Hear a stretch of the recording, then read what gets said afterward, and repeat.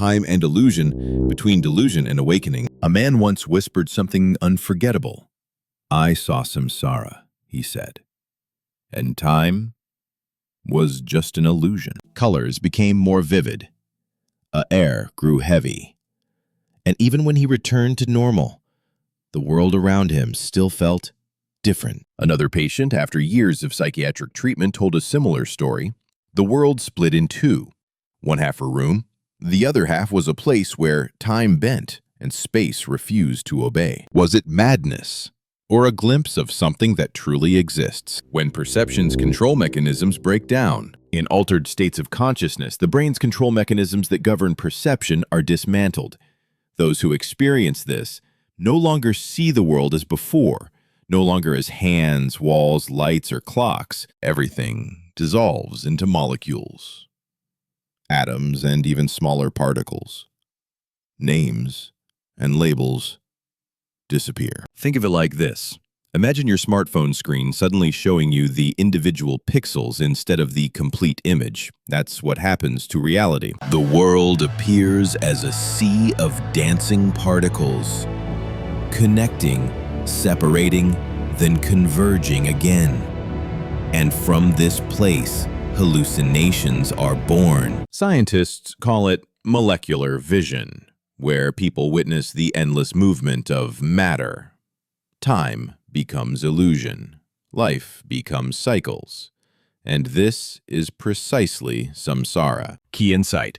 When our normal filters break down, we see reality's building blocks, but lose the ability to make sense of them. And samsara in altered states. Many people report going to work, meeting colleagues, then going to work again, meeting colleagues again.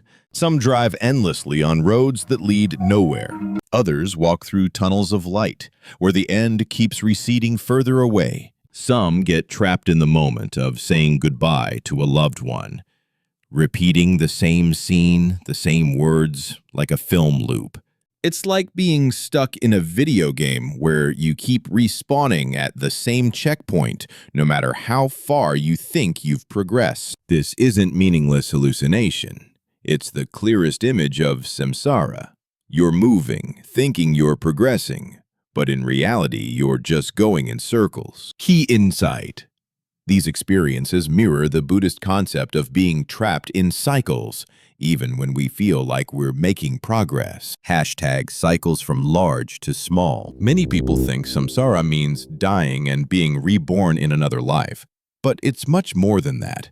Buddha described samsara as cycles within cycles, from large to small. The largest cycles are the birth and death of entire universes, like the Big Bang and potential Big Crunch, taking billions of years. Medium cycles are human lifespans, birth, aging, sickness, death, spanning decades. Smaller cycles are years, months, weeks, days, waking up, eating, sleeping, repeating, our daily routine. The tiniest cycles include the birth and death of molecules, measured in nanoseconds.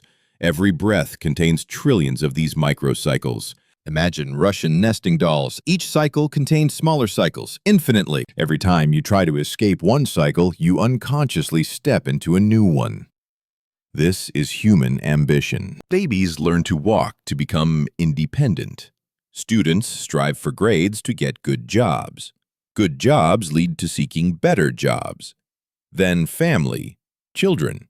Then hoping for health. You always long to break out of the loop, but it's endless, because you can never escape the larger loop that contains all the smaller ones. And Buddha explained that it's ignorance that makes us think each escape is real change. But we're actually just switching to a different cage, different chains. Key insight. Freedom from one cycle often means entering another.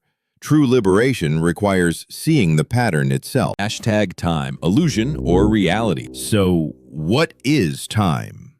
And why isn't it real? Modern physics perspective. In modern physics, time isn't a fundamental component. The Wheeler-DeWitt equation, think of it as the master equation that describes our entire quantum universe, has no time variable. This means at the deepest level of reality, there's no flowing stream of time. Imagine a photograph of a river. The photo shows water that looks like it's flowing, but the photo itself isn't moving. Reality might be like that photograph. Neuroscience perspective. In neuroscience, time is just a product of the brain. The brain doesn't actually see time. It only records changes and strings memories together. If you lose your memory, you lose your sense of time. If you sleep, time disappears. If you panic, 1 minute can feel like an hour. And if you're in love, a night can pass in the blink of an eye. Time isn't in the world around us, it's in how our minds organize experiences. So time doesn't exist in the world. It exists in perception. Key insight. Time is not a river flowing around us, but a story our brains tell about the sequence of changes we observe. Philosophical perspective. In philosophy, time is just a form of thinking. Philosopher Immanuel Kant once said, "Time doesn't exist in things themselves, but is the way the mind arranges phenomena." Think of time like subtitles on a movie.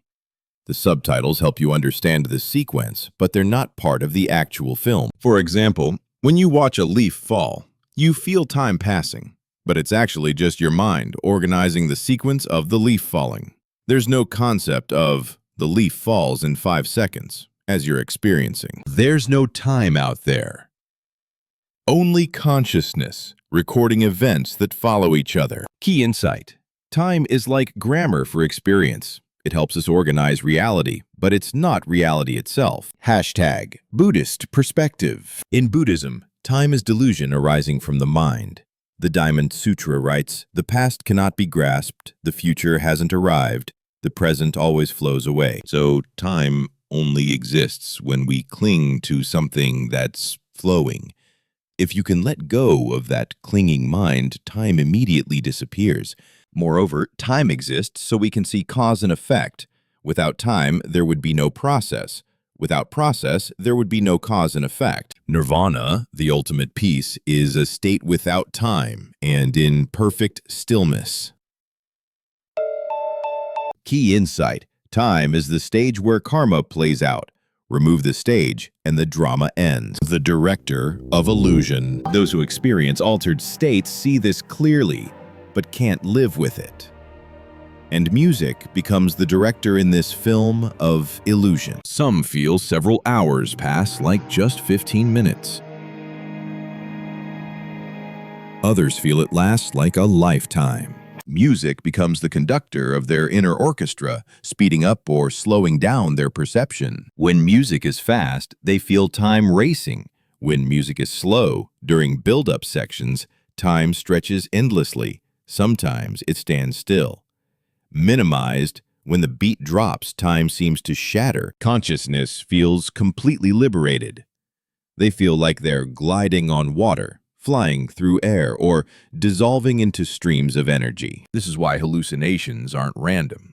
They're dreams choreographed by music, memory, and desire. Key insight.